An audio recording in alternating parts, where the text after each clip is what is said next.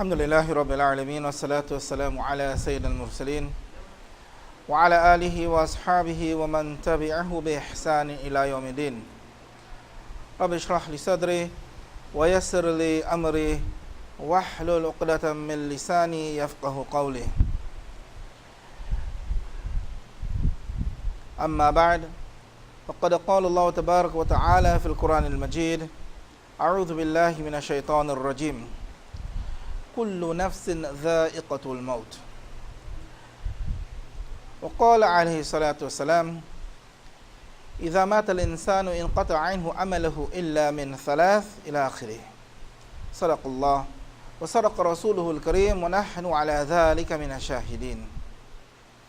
My dear respected elders and brothers, my dear respected sisters and my beloved children, firstly, we thank Allah subhanahu wa ta'ala, who has again blessed us and who has given us an opportunity to be in a majlis in which some matters of his deen will be discussed, and matters of remembrance of something that is significant to each and every one of us, and that is concerning the matters of death, the matters of janazah, and certain masails that follows. In one narration, once Hazrat Ibn Umar he mentioned that he was amongst 10 other companions in the presence of the Rasul sallallahu alaihi wasallam. And he said that one of the Ansar, he stood up and he asked the Rasul sallallahu alaihi wasallam, O Messenger of Allah, who is the wisest of person? The Prophet sallallahu alaihi wasallam, he mentioned that it is that person who remembers death the most. That person who remembers death the most, that person, he is from amongst the wisest of people. And of course, the understood meaning of it is that such remembrance of death would have caused some change in his life to become closer to Allah subhanahu wa ta'ala. And that person, by means of the remembrance of death, it would cause him to turn towards Allah, turn towards the akhirah, that he would rectify his life in this world. So, our discussion, it continues from a previous session that we had, in which we would have touched on many important topics. The topics that were discussed earlier, it included the visiting of the sick, to recognize when the signs of death is upon a person. What must we do when we see those signs of death upon a person? We mentioned about doing the talqeen, remembering, reminding him about Allah, etc. Those laws have already been touched on and dealt with. When a person dies, what must be done? We also touched on with respect to some of the legal laws in our country with respect to what a person must do. Could he just go and do anything with the body as he liked? We did those things. We then went on to the preparation for bathing and shrouding of the deceased. The method of bathing was done in details. The method of shrouding the deceased was also done in details. Who is the best person to do the bathing and the shrouding and so on? And we reached the point of Salatul Janazah and burial. We did in fact mention of it, but to my recollection, we basically kind of went through it very quickly. So today, inshallah, we'll start from the point of the Salatul Janazah and we'll touch on certain masails. I don't intend to mention everything that was done before, but at least if today we can learn how to perform Salatul Janazah, at least the main things with respect to it, and it serves as a reminder for us. The Quran tells us, Inna dhikratan for al mu'minin. That reminder is good for the believers, because many of us would go to Janazah Salah to perform and we fumble, we make mistakes on how to perform it. So I will go through it a bit quickly, okay, because I know we have done it already. So it's a reminder for you all at the same time. and certain masails that are associated with it, and those things that are associated with what comes after the death. Okay? So basically, you must understand that the Janazah Salah, it is a form of a dua on behalf of the deceased. It is performed to Allah. We do not pray to the dead person. We perform our salah to Allah. So it is like a salah to Allah in the form of a dua on behalf of the mayyit, behalf of the dead person. We had discussed earlier the position of the dead person, the mayyit, when after the bathing and the showering and so on. So the imam, he will stand in line with the chest of the deceased. And of course, facing the Qibla, standing in line with the chest of the deceased, the Salatul Janazah will be performed. It is mustahab that there be odd amount of rows. That the amount of rows be of an odd amount. 1, 3, 5, like that. Understand? Even if you have space in an even row, a few brothers could probably go to the next row to make it an odd amount. Okay, so it is mustahab that there should be an odd number of people in the rows. And that there is no requirement of sujood, ruku and sujood in Salatul Janazah. So therefore, the space between the safs and the rows, it don't have to be far. It could be a short distance from one another. Okay? Now when a person is about to perform the Salatul Janazah, the niyat should be made. The niyat, of course, a person would make the intention, nawaitu an usalli Salatul Janazah lillahi ta'ala wa du'a lil mayyit, that I intend to perform the Salatul Janazah in devotion to Allah subhanahu wa ta'ala, and as a dua and as a prayer for the deceased. And a follower, he should add to it, following the lead of the imam. Okay? You must understand that in Salatul Janazah, there are two farz. There are basically two farz of Salatul Janazah. The first is to stand and perform the Salatul Janazah, and the second is that of reciting 4 takbirs. Recitation of 4 takbirs. So in other words, if a person doesn't know any dua whatsoever, because after the takbir there are certain duas and certain things to be said, and he just know the takbir, he can stand and recite the 4 takbirs with the intention, as we have mentioned before, and then give salams, and the Salatul Janazah will be considered as valid and complete. Understand it? Now, the method of performing it, I'll just go through it quickly here. One is that the imam, he will start Allahu Akbar, lifting the hands, and likewise, all of the followers will do the same. Lift their hands, saying Allahu Akbar. It is not sufficient for them to just say it in their mind without the movement of the lips. The lips must also be moved. So, Allahu Akbar, the imam will say, and the followers will say the same thing. Then they will place their hands as would normally done in salah. And the thana will then be said. The thana is similar to that of salah. Subhanakallahumma wa bihamdika wa tabaraka asmuka wa ta'ala jadduka. But there is an addition. Wa jalla thana'uka. That is the addition to what we already know. And it ends off. Wa la ilaha ghayruka. Okay? So what's the addition? Wa jalla thana'uka. That's the addition to it. And that is followed by wa la ilaha ghayruka. The thana is then said.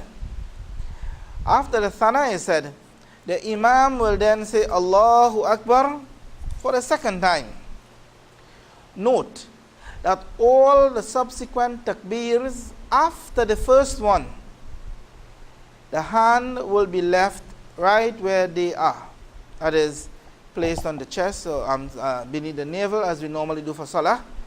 It remains at that posture and that position, and there is no subsequent lifting of the hands for any of the other takbirs. However, everyone should say the Allahu Akbar, should say the takbir as well. So, the Imam for the second time would say Allahu Akbar. The followers, they would also say Allahu Akbar, again as I mentioned, without lifting of the hands. And then the Darul Ibrahim will be said. It is the same Darul that we will say in Salah.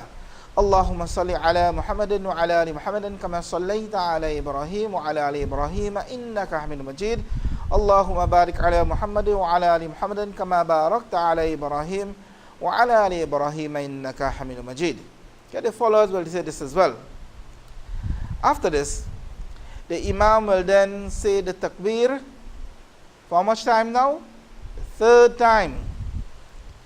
And the followers, they will say it as well, moving the lip but softly.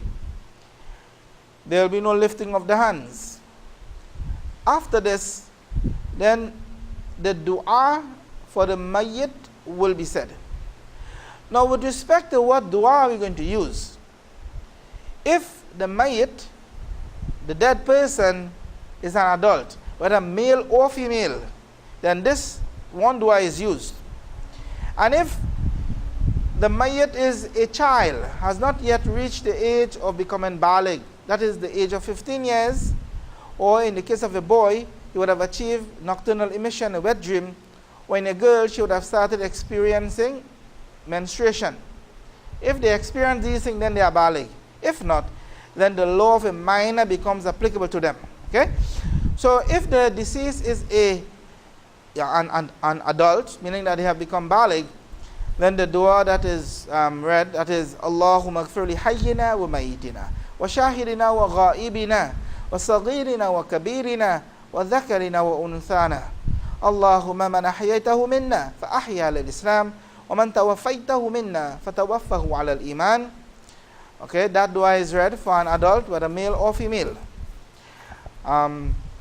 It is basically asking Allah, oh Allah, you forgive the living and our dead, our present and our absent, our young and our old, our men and our women. O Allah, whosoever from amongst us lives, then make him live according to Islam, and whosoever from amongst us die, let him die adhering to Iman. Okay, that's the meaning of the dua. We should make some effort to try to learn these duas, inshallah. Okay?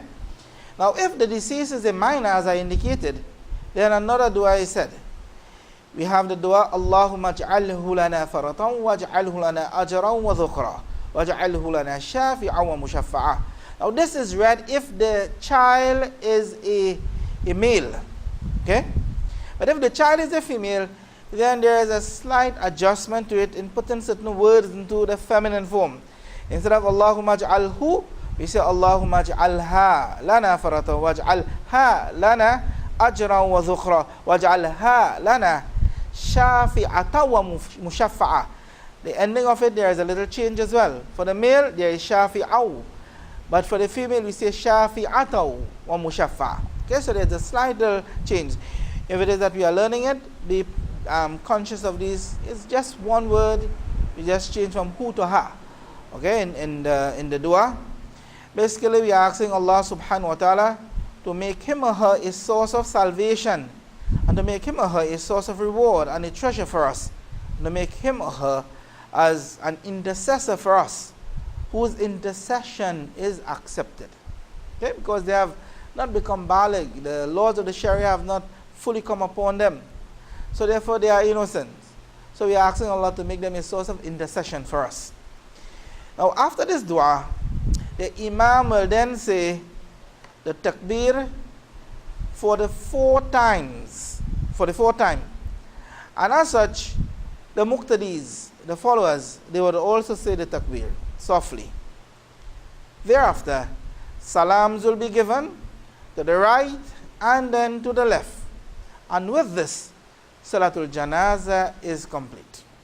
So as we see, it is simple. Standing, 4 takbirs, salams, right and then left, and the Salatul Janazah is complete. Let's look at some relating masails to this.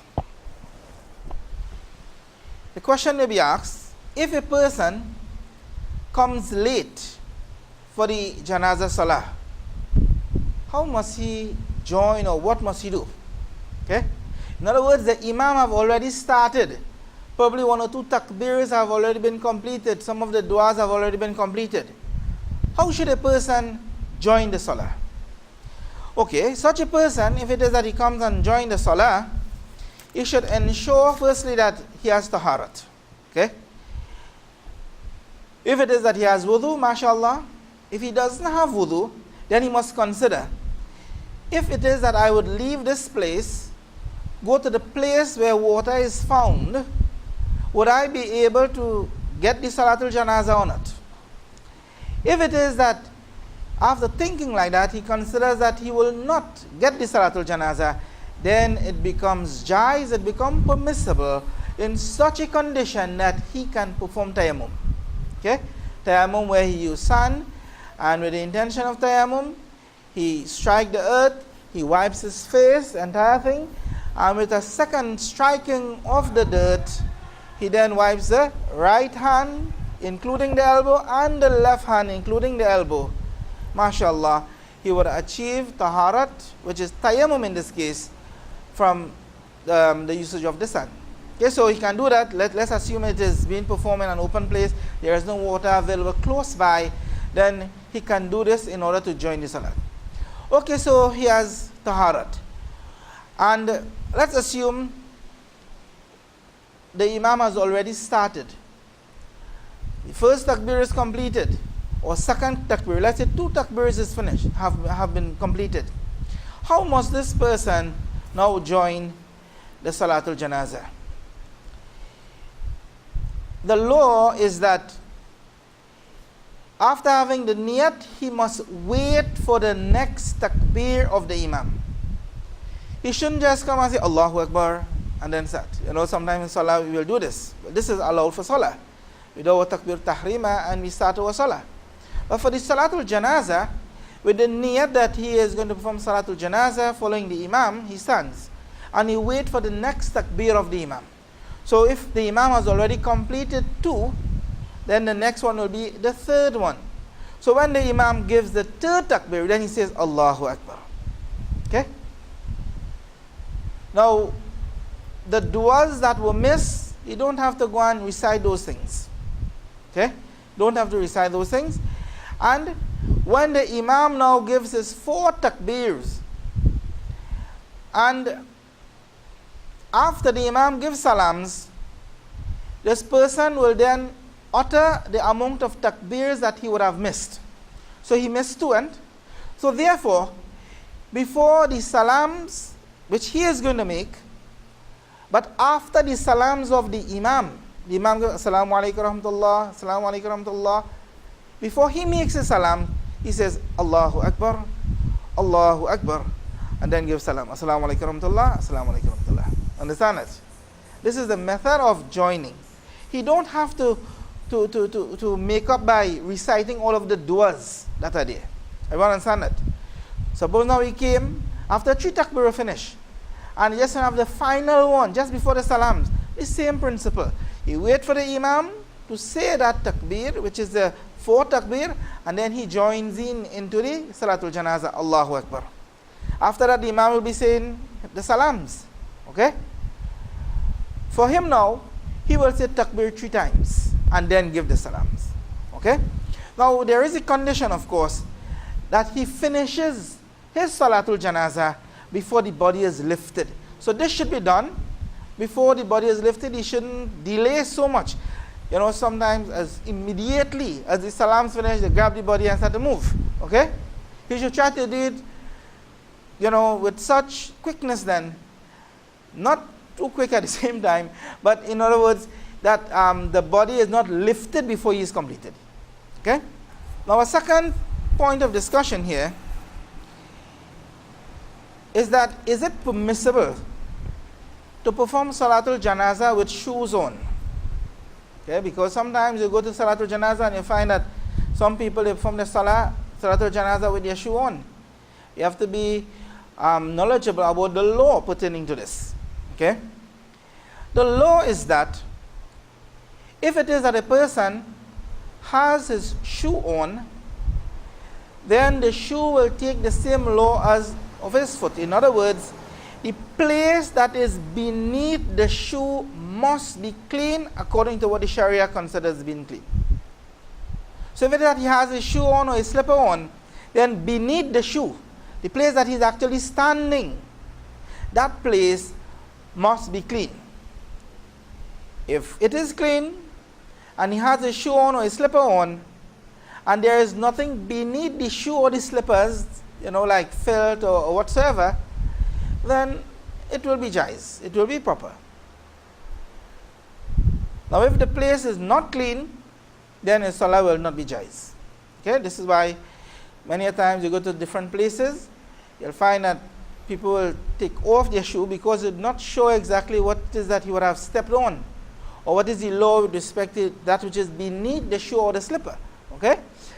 Now if it is that a person, he takes off the shoe or the slipper and stands on it, so it is not that he has it on, tied or and so on, or laced. He is standing on the shoe or he is standing on the slipper. Then the law here is that the surface of the upper part of the shoe or the slipper must be clean. Okay, so this is a safe way to go. Sometimes if you're not sure of the condition of the ground, or even what is there beneath the sole of the shoe or the slipper, then the best thing, if you're sure that on top of your shoe or your slipper is clean, you can take it off and stand on top of it. Okay, once that is clean, then the Salatul Janazah will be in order. Otherwise, if you are sure that the place is clean, you can put your shoe or slipper one side and step on the ground itself. Nowadays, mashallah, there are areas that have been fixed, especially for Salatul Janazah, that is clean. We can do like that. Now, a question that is asked as well is, what are the conditions for Salatul Janazah? Okay? And we say that the conditions are similar to those for Salah. Of course, there are a few exceptions, because, in Salatul Janazah, there is no ruku and there is no sujood. Okay? So, we're speaking about taharat, we mentioned that. The person must be clean, he must have wudu, the place that he is standing should also be clean. It is conditional that he must also be facing the Qibla, the direction of the Kaaba. You cannot just turn any direction you want, and no, it must be that the person is turning towards the direction of the Kaaba. Now, with respect to time, it should be within proper times. Okay? The actual forbidden times, makruhat times, like the rising of the sun, when the sun is at zawal, when the sun is setting, it is disliked to perform Salatul Janazah at these times as well. However, if it is that the Janazah is brought during these times, okay, and a person would perform it, the scholars have considered that it will be valid. Of course, the karahiyat and the disliked nature of it still remains. Okay? It will still be valid. It, however, should be that a person should delay it a little, so that he comes out from the disliked timing. Okay? And this is the best course of action to be taken. Another question that is often asked is that if the mayyit, the person who have died, he died as a result of committing suicide. Isn't that so? Many times we hear that if a person commits suicide, that Salatul Janazah should not be performed for him. What is the law with respect to this? Should the Salatul Janazah be performed or not? Firstly, we understand that the committing of suicide, it is haram. It's not permissible. A person should not do an action that leads to the destruction of his own self. Okay? So it's not allowed. And based upon it being a major sin, the aspect of it being disliked, people doesn't want to attend the janazah, they don't want to perform Salatul Janazah, all of those things, are considered. But what is the law really with respect to performance of the janazah? Should we just leave him, just throw him in a hole just so? No, it should not be done like that. Rather, a person who commits suicide, Salatul Janazah, along with the other things, which is proper bathing, shrouding, all of those things should be done according to the Islamic manner. However, the scholars have mentioned that it should not necessarily be the imam or people of such reputation in the Jamaat who should perform these things, because in so doing, it gives a sense of honor to that person. Isn't that so? When you hear that this sheikh or this alim or the imam performed it, then people feel that it's a sense of honor that it was done by such reputable people. However, since it is a requirement that it should be done, then someone who is knowledgeable about it should perform it in fulfilling the rites. Not doing so, then everyone may be taken to task for the non-fulfillment of a need that is fardul kifaya, compulsory on a sufficing basis. Okay? At least if one person performs it, then everyone becomes absolved of the responsibility. Okay? But as much as possible, we dissuade anyone from committing such acts, anything that can lead to the loss of one's life. Another law that is often asked about is that if a woman, she has a miscarriage, or there was an abortion, or a stillbirth, or a child was born, part of it was alive at the time of birth, but then dies after birth, or in the process of birth. How do we treat the child? What do we do? Okay? Now, the law of miscarriage and stillborn are the same. In other words, if a child dies in the womb of the mother, the fetus dies, and the woman passes out the embryo, the fetus, as well as if a child would have, all of the limbs and so on would have developed closer to the ending of the period, but dies in the womb of the mother, and then the mother gives birth to that child, that is a stillborn. The child has died before birth. Both these laws are similar, okay? In that there is no formal ghusl to be given to the body, okay? There is no formal shrouding to be given to the body. There is no janazah salah to be performed for that child, and there is no formal burial that we will normally do. There is a process. All of those things we would have discussed in our first session. These things are not given to the body. Okay? However, the baby should be named. Now, this is depending whether or not the limbs of this child would have developed in the womb. Okay? If it is that the limbs have been developed or almost developed, in the sense that it's not complete but it's there, discernible, then the name will be given. If it is that it has not yet developed, the scholars usually sometimes they fix a time, like for instance for the first 4 months. Within the first 4 months, if it occurs, then that time it's not fully developed. Okay?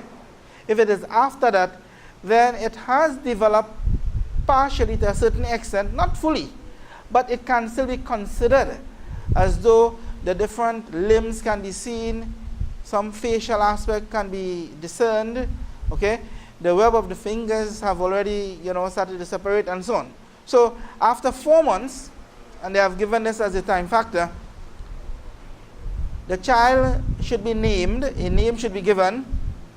It should be cleaned with water, like a general wipeout or so, wrapped in a clean cloth, and should just be buried in a deep hole. As I said, there is no formal burial or rites to be done.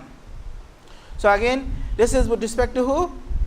Miscarriage or a child that is stillborn. Okay? Now, if the child, let's say, has been born alive, and a few minutes after dies, that's one law. Or the child has born, it was alive for its major portion of it coming out from the womb. Major portion of the child, when it was coming out from the womb, it was alive. How do the scholars distinguish that? If it is that the child is being born from the head, then the head is out until the chest. Up to that point, they consider it like the major portion. Okay? If during that time it was alive, it is treated to be alive. Or if it is being born from the feet side, then the area until the navel is out of the mother. Then if it is alive during this period as well, they have considered to be alive. Okay? So we are saying that if the child is at this stage and is still alive and dies thereafter, the masla with respect to one who is alive and then died will become applicable for this child. If it dies before this, in other words, before perhaps the head alone came out, not to the area of the chest, or just the feet alone, and then dies, then the masla of a stillborn, what we have discussed earlier, it will be applied. So in such a case, a name will be given, wiped clean, wrapped with a cloth, and buried in a deep hole. Okay, no formal rituals are to be applied. Now, we are speaking about a child who died after it came out alive, or major portion of it came out alive. Everyone following? Any questions as you go along? Everybody? Okay. Now, if that is the case, then we'll say the law of those who are alive will be applied here. Now, we are saying about that child who born alive, or major portion has born alive, then what are we going to do? The child is treated just as the person who is alive. The formal rituals are to be done. Shrouding for the male child is 3 shrouds, and for the female is 5, even though it's a small little baby. At least what they have said is that for a male, 1 can suffice, and for a female, 2 can suffice. Okay? So a name is given, everything, and the proper rituals and so on are to be done, and Salatul Janazah is to be performed for this child. Now, in the related masla to that, a woman is pregnant and she dies at the time of birth. Okay? Now, there are 2 conditions here. If the child is still in her womb, then how are we going to apply this law? So, we say that if it is that the fetus is alive whilst the mother is dead, she dies. If we are sure that the fetus is alive, then the child should be surgically removed. Okay? And mashallah, if it lives, the laws of the living will become applicable for that child. Someone should take care of it, the guardian and whatnot. Okay? If the child dies in the womb along with the mother, then it should not be taken out. There is no surgical procession that should be used to take out the child. Okay? Alright, some other laws pertaining to janazah and so on. A person dies by drowning. The question that comes about is, before the janazah, do you still have to go and give him a ghusl? Because he's already in the water. Do you still have to go and give him another ghusl because he's there all the time? We say yes, a ghusl still has to be given to that person who has drowned. Okay? Because ghusl is the action of those who are alive on behalf of the dead. They had no part in the bathing process of this person. Yes, he was in the water. Okay? If for some reason, they, with the intention of ghusl, when they were taking out the body from the water, they sort of, moved him around. Understand? Say, okay, we are giving him a ghusl one time. Move him around in the water with the intention of ghusl, then this fulfills the requirement. Because now the action was done by the living for the dead. Understand that? Of course, when that is done, the process of shrouding is done as normal, and the Salatul Janazah will then be given for the person. Another law that comes about is that if the mayyit have been found after some time, few days after, then what is going to happen to that body? There will be the inflating of the body, isn't that so? And that now leads to different conditions. Sometimes the body is just inflated. Sometimes the body becomes ruptured as a result, depending upon the time that it has remained dead. It is dependent sometimes upon the weather conditions. If it is a place that is very cold, then the effect will not be as quickly as if it is that the place is hot. Understand the weather conditions, it will affect that. Even the size of the person may have an effect. Whether a person is big, or a person is skinny, it will have an effect upon the time process of inflation and the skin being ruptured and so on. Okay? So what is the law with respect to janazah upon such a mayit? The first thing is that if the body is found and it is just inflated without being ruptured, then the body should be washed with the formal rituals that you would normally do, and shrouded, Salatul Janazah performed as normal. Okay? If the body is found, it has a lot of stench, but is not yet ruptured, same thing can be applied. Okay? If, however, the body has disintegrated so much that the stomach have burst, it is ruptured, and so on, then the law is that the Salatul Janazah will not be done for such a body. Okay? It will not be done for such a body. It should be placed, wrapped and so on, and put in dua and so on can still be made, as the case may be. Okay? Another similar masla is that if the skeleton of a person is found, then there is no washing of the bones, there is no shrouding. You try to put the bones together and shroud it. No, this is not done. It is wrapped in a clean cloth and buried. Another related masla is that if, for instance, the body has been burnt, it all depends upon the extent of burning to which the law becomes applicable. So if the body has been burned to ashes, then you can't perform Salatul Janazah because you don't have a body. Okay? If, however, the body has been burned so much that the skin and the flesh is just charred a bit, but it can still remain wholesome, so to say, then you apply bathing and washing accordingly. If it is upon such a state, then water can just be poured over the body without actually rubbing. Understand? Without actually rubbing the skin, because if you were to do that, what will happen? The skin and the flesh and so on will start coming out. So you place it, it is basically poured upon it. In drying, you just take something and you sap it, you place it upon it to absorb the excess water, as the case may be, and then it is given a normal janazah and buried accordingly. Okay? It sometimes may happen that a person accepts Islam. No one knows that he is a Muslim. And then he is buried. Perhaps he died. His family members are not Muslims, so therefore they would probably bury him in whatever religion that they may be in. But one or two people would know of his Islam. And when they heard of his death and his burial, then only the Muslims realize now, can we do anything? He is already buried.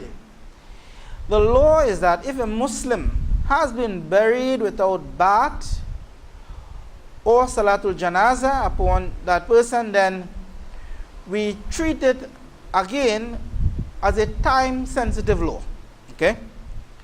If it is realized that the body has now been placed in the grave, the planks and so on have not yet been placed, then we can take it out back, do ghusl, shroud, proper janazah for the body.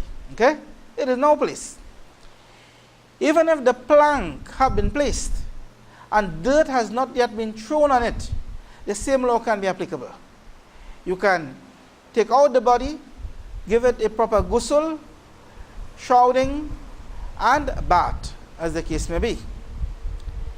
If, however, the dirt has already been thrown in the grave and it is covered, and then it is realized that this person has not been given a bath, or have not been given a proper janazah salah, okay, salah janazah has not been performed on behalf of that person, then the question is, what must we do in this case? First thing is that once the dirt has been thrown, we do not exhume the body after that. Okay? It now depends how long we estimate the body is in the grave. If it is at the same time, and we estimate that there is no inflation of the body, or it has not yet been ruptured in the grave, Salatul Janazah can still be performed for that person even though he is buried. Understand? Once it is not yet performed. Understand that? But again, it is more of a time-sensitive thing. Now, based upon the different climate that we experience, and perhaps with the knowledge and expertise of those who are in the field, they will tell you how long it normally takes. Scholars have normally said like 3 days. If it is still 3 days at the time of burial and no janazah has been performed, then at least one person could go to the grave and perform the Salatul Janazah for that person. Okay? Now, there may be a situation that a person accepted Islam. All right, let me finish the law first. If it is after that, right, and it is estimated by that time, the body would have inflated and ruptured and so on, then we do not perform Salatul Janazah for that body. Okay, of course you make dua, you can make dua, ask Allah to forgive him, or whatever and whatever. And if it is that it was in the knowledge of the Muslims that this person was a Muslim in fact, and he died, and he was buried in this manner, and no one did it, then the Muslims are held to account for it. Understand that? Because it is fardul kifaya. Compulsion is sufficing basis. So the Muslim becomes accountable. If at least one Muslim performs it, it saves and absolves all of the Muslims from this responsibility. Okay?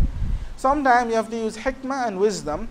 It may well be that a person is a Muslim, he accepted Islam, and the family don't want to give up the body to be buried in any other way. It happens like that. No, people accept Islam, and he dies, he undergoes some accident, and as a result of which he dies, and they now want to maintain the body in whatever religion that they are in. Okay? Then out of hikmah, pay respects to the deceased. Within niyat, you go to the chest and quickly, Allahu Akbar, 4 times takbir, salams, and you finish. Understand? Without causing any controversies. We can use hikmah in these instances. Okay? It doesn't take long. How long would it take to do that? Within a minute you are complete. Okay? So you pay respect, as they would say, and you fulfill the requirements. Because if it take too long, they will suspect that you are doing something that is, or you can simply request them, let me perform it, and you all do whatever you like afterwards. You understand? You all have the rights of it. If there is some way in which we can get the body that all of the Islamic rights can be done, then that method should be adopted. Okay? Because it is a duty. If not, then at least we would have done the least requirement of the Janazah Salah. Okay? A question that is often asked, and we see being applicable in different places and so on. Janazah Salah, the Imam now finishes the salams. Is there dua, collective dua in which someone makes loudly now, and raising of the hands and everybody saying Ameen to it afterwards? Is that something that should be done or not? In understanding this, we realize that Islam has taught us the ways in which things should be done. The Sharia has given us our directions. The Rasul sallallahu alaihi wasallam has taught us the method in which things should be done. And we understand that the Salatul Janazah in itself is the dua for the Mayyit. And this is a method that has been adopted by the Rasul sallallahu alaihi wasallam. Many janazah were performed. And it would just only be that he would have performed the Salatul Janazah without actually making some other formal dua and so on afterwards. So therefore, it should not be done. Okay, that should not be done. Not that a person is showing disrespect to dua. MashaAllah, we could make our dua as long as we like. For that person, after, in our own free time, read some Quran, give some sadaqah on behalf of that person, make dua for that person. But at that time, that is the action that should be done, which is Salatul Janazah. After that, the mayyit and the body should now be taken to be buried. Okay? Now, if it is that you are there and it is being done, then the question comes about, what should you do? It is not proper to take part in it. You just stand. When they are finished, then you follow the mayyit. Understand? So, you do not take part in it as well. Likewise, are there any specific functions to be done according to the Sharia after the mayyit have passed away? We see that there are certain customs that have crept up, which is like the 3 days, 40 days, 1 year functions that are done. All of these actions are actions of bid'ah, innovations, and as such, it should not be done. Okay?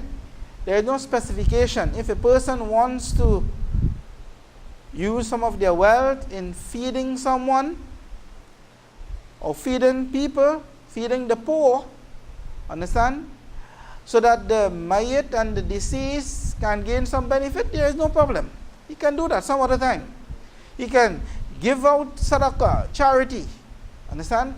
But to consider the time as being something that is part of the ritual, this is what makes it bid'ah. Understand that? You are now making something that is not there during the time of the Rasul as part of the ritual of Sharia. This is what makes it wrong, impermissible to be done. Okay?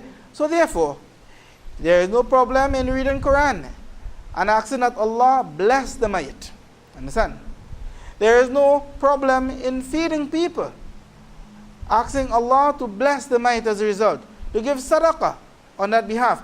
In fact, not just only on the 3 days, or the 40th day, or after 1 year, every day of a person's life, many times of the day, relatives and friends should make dua and supplicate on behalf of the mayyit. It should not just only be for one particular time, but it should be throughout one's life, that you always remember those who would have passed on, and this is their love, their concern, wanting good for them as a form of thawab to be given unto them. It is permissible. Understand? Even in the books of Aqidah al-Tahawiyah, that we mentioned that, it is jaiz, it is permissible. The dua, these type of action becomes allowable. As from from those who are alive to the dead, it becomes jaiz and permissible. So you can make dua, you can read Quran, you can give sadaqah on their behalf. Of course, you cannot go and do their qadha salat. You can give a sadaqah for each of the salat that they would have missed. Understand? The same sadaqah that would be there for sadaqatul fitr, for each of the salat that were missed by the mayyit, by the deceased relative or friend, we can give a sadaqah on behalf of that person. For the sawm and the fasting that was done, we can give a sadaqah. We cannot perform salah, we cannot perform the fasting on their behalf, but we can give sadaqah. We can perform a hajj if it is that they would have made a wasiyat and a will for it and they would have left wealth, then that hajj badal can still be done. Okay? If it is that we have wealth of our own and we want to perform a hajj on their behalf, you can perform it with the hope that Allah subhanahu wa ta'ala will give them the reward of that as well. Okay, so mashallah, these actions, the intent probably may be something of good in that you want thawab for them, but it can be done without going contrary to the Sharia, by fixing time and saying that this is a ritual that has to be done during these particular times. Okay, every day we should be concerned and make dua and so on for them. Another thing that is connected to our topic is that of visiting of the graves. Okay, now visiting of the grave is something of a sunnah. It was practiced by the Rasul sallallahu alaihi wasallam, by his companions. To visit the graves on the day of Friday, it is afdal, it is better, okay, but it can also be done on other days as well, at any time, Thursdays, Saturdays, Mondays, it can also be done. Of course, whenever we have to visit the grave, we should adhere to certain etiquettes as well. Okay? It is not a place to go there and wail and cry and beat one's chest and, behave in an un-Islamic manner. It's for this reason why women, it is considered that it is not proper for them to go to the graveside. Because of the un-Islamic practices. The scholars have considered in three regards with respect to a woman visiting the grave. I'll just mention this. One, some of them are considered totally not proper for women to go to the grave. And this is based upon behavior-wise, understand? Some have considered it is allowed, but for like women who are of age and who are dressed properly and they adhere to proper Islamic etiquettes and manners and laws. Okay? And some have considered that if it is that a mahram sometimes accompany them, it may be allowed again, depending upon their etiquette at the graveside. It's not a place to go and cry and wail and, or even to even try to go and worship the grave. This is totally haram. It is shirk. Understand? It is shirk to go by the grave and bow down to the inhabitant of the grave. No, it's not permissible. We bow only to Allah subhanahu wa ta'ala. Understand? Now, of course, if it is that a person goes to the grave, he should adhere to proper etiquettes, should not try to walk on the grave, urinate, defecate, It's not proper. We show some sort of a respect to the inhabitants of the kubur. And the dua should be recited, which is Assalamu alaikum ya ahl al-kubur. And in some narrations, Assalamu alaikum ahl al-diyari min al-mu'minin wal muslimin. Okay? We should, make some effort in learning these masnoon duas as well. Assalamu alaikum ahl al-diyari min al-mu'minin wal muslimin. Wa inna insha'Allah bikum lahikun. Nasallallahu lana wa lakum al-afiyah. So, salams upon you, O inhabitants of the graves, who are amongst the believers, men and women. Certainly we, inshallah, will soon be joining you. We will be meeting you. We ask Allah for us and for you protection and safety, afiyah. Okay? We say that dua. In the grave, at the qabristan, the graveyard, again, we should be conscious of what we do. Whilst it is allowed that we can make dua, we should not be facing towards the grave in doing so that someone will not blame us in grave worship, because to save ourselves from tuhmat and blame is an important thing. Okay? So we don't want to go and do things that people suspect and say he's a grave worshipper, or that person is a grave worshipper. But you can go and you can make dua, you can recite, certain ayats of the Quran, Surah Yasin and so on, and you can ask Allah subhanahu wa ta'ala, in your own mind, even without raising of the hands, because Allah, He hears us, He knows us, He knows what is in the heart. Okay? Ask Allah subhanahu wa ta'ala to convey the rewards upon those who are inhabitants of the grave, to safeguard and protect them from the punishment, to increase them in thawab, to put nur in their qabr, etc., etc. Okay, we can do that. Now, there is another important topic that we need to address as well. Again, are there any questions before we continue?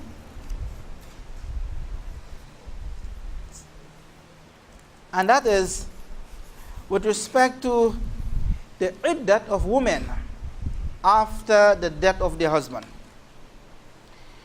We know that iddat refers to the waiting period of a woman, and it can be applicable after the death of her husband or after she has been divorced. Okay? We must have a waiting period. The iddat of a woman who has been divorced, it is the period of 3 months, or the passing of 3 menses. Okay? And the iddat with respect to the death of the husband, that is the waiting period. And we'll explain the laws pertaining to that. The time of the iddat is 4 months and 10 days. And it is important to note that when we are referring to these timings, it is in regards to the Islamic lunar months and not of the solar calendar. because you will have 31 days in some months, isn't that so?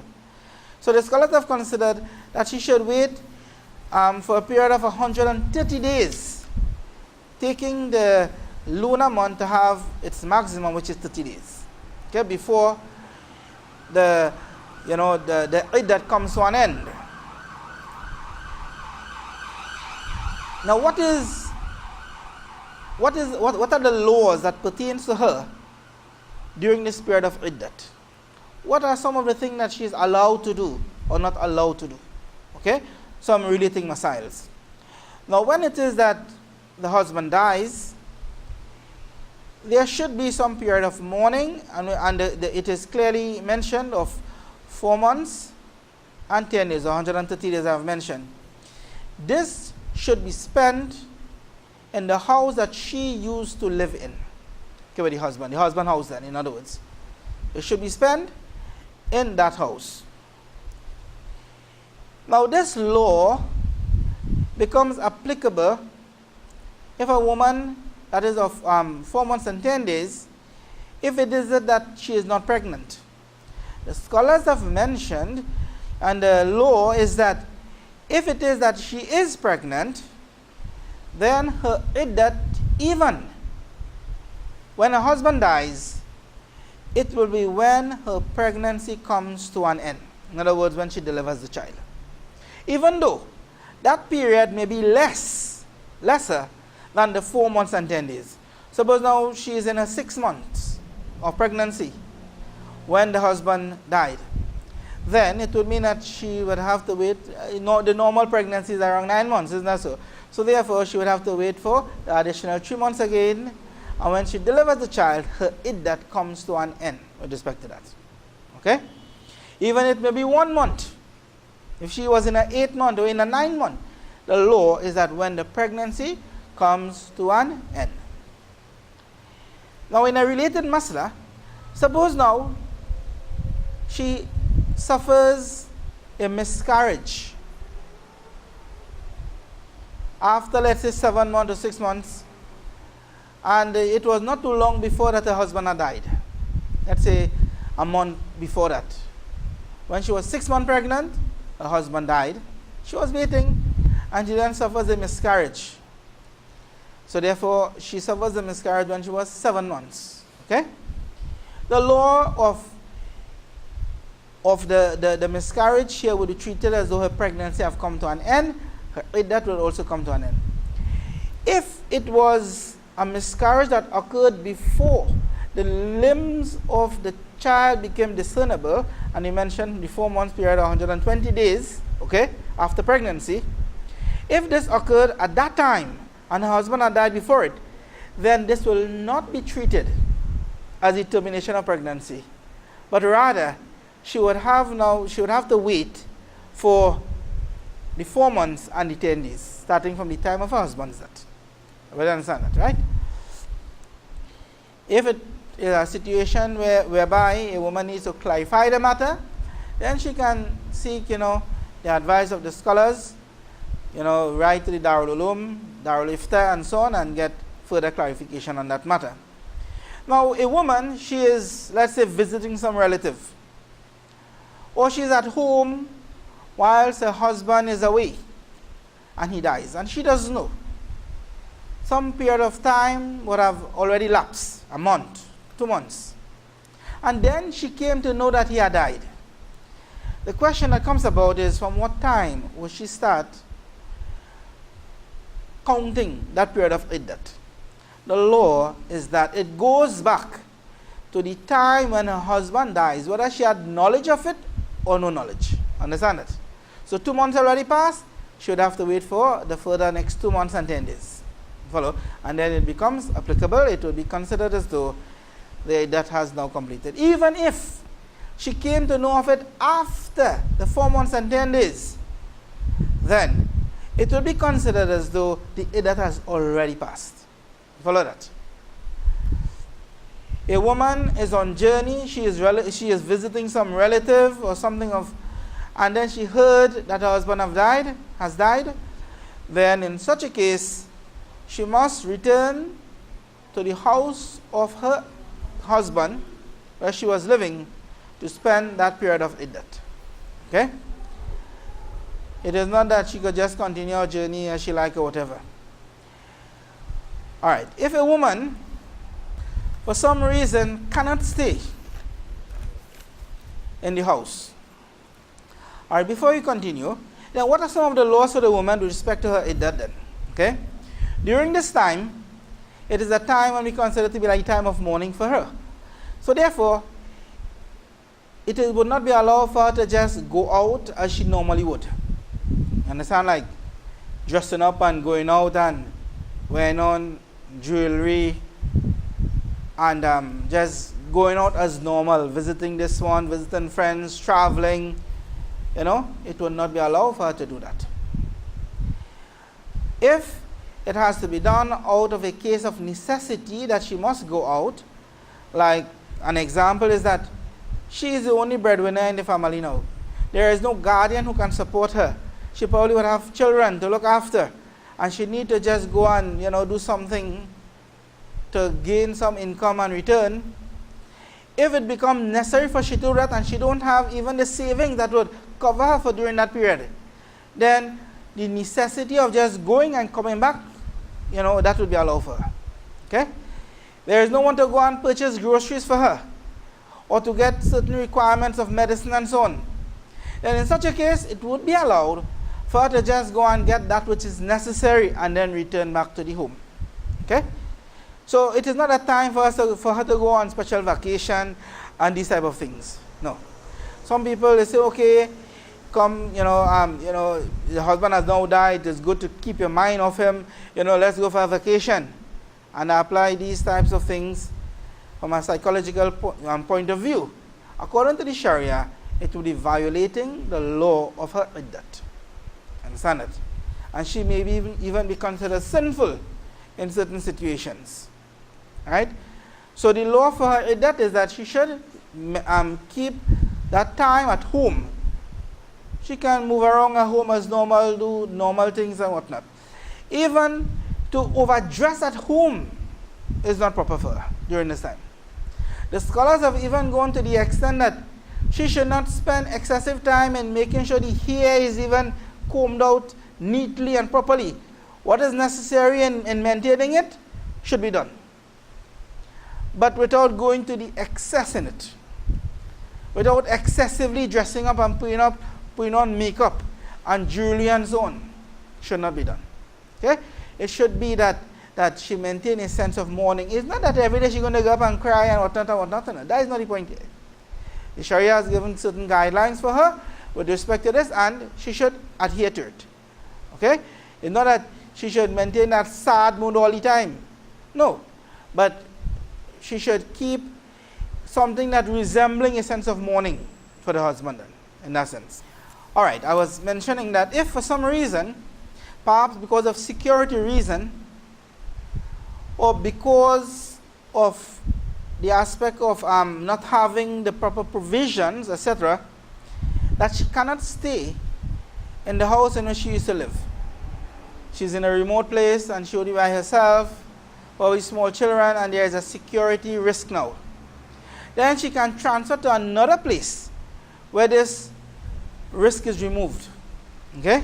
But she should maintain her full iddat at that place. The scholars have even mentioned that even if she and her in-laws do not have the best of relationship, like for instance the mother-in-law, they don't have the best of relationship, she should still maintain the iddat in that house. Okay?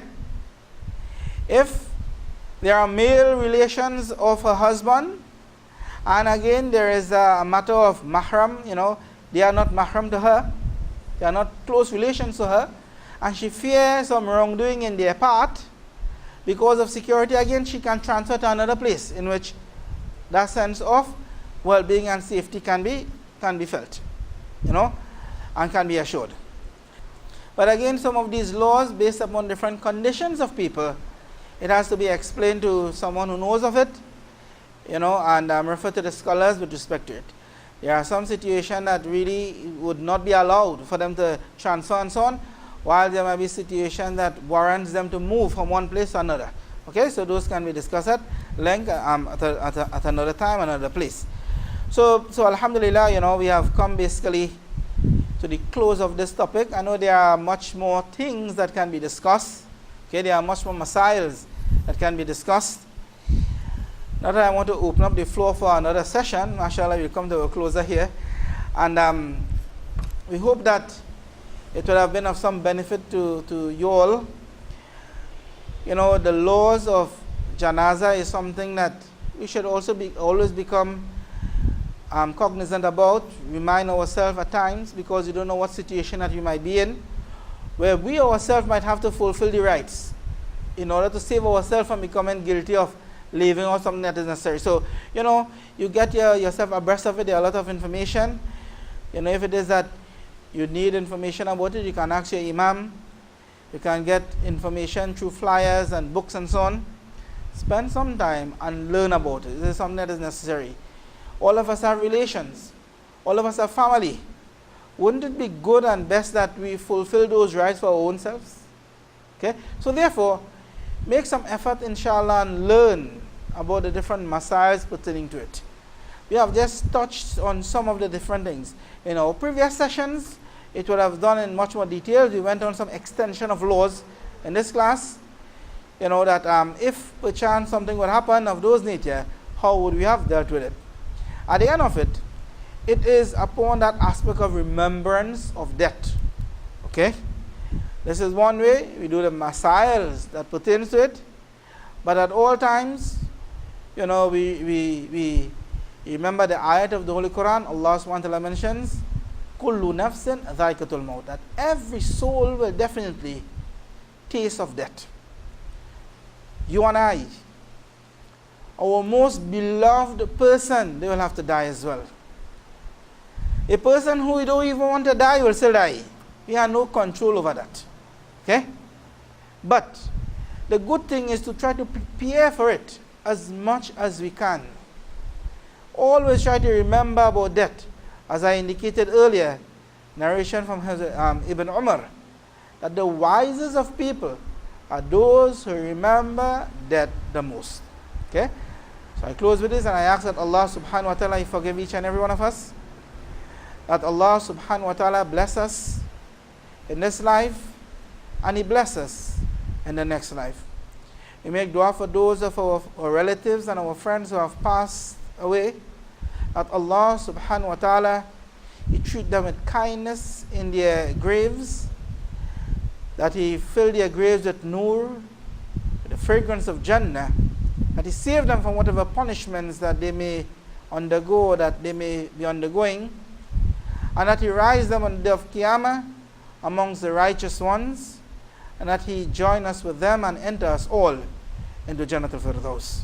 Wa akhiru da'wan alhamdulillahi rabbil alamin. Jazakumullah khairah. شاطئ في يديه كفارة للخطايا وشاطئ في يديه كفارة للخطايا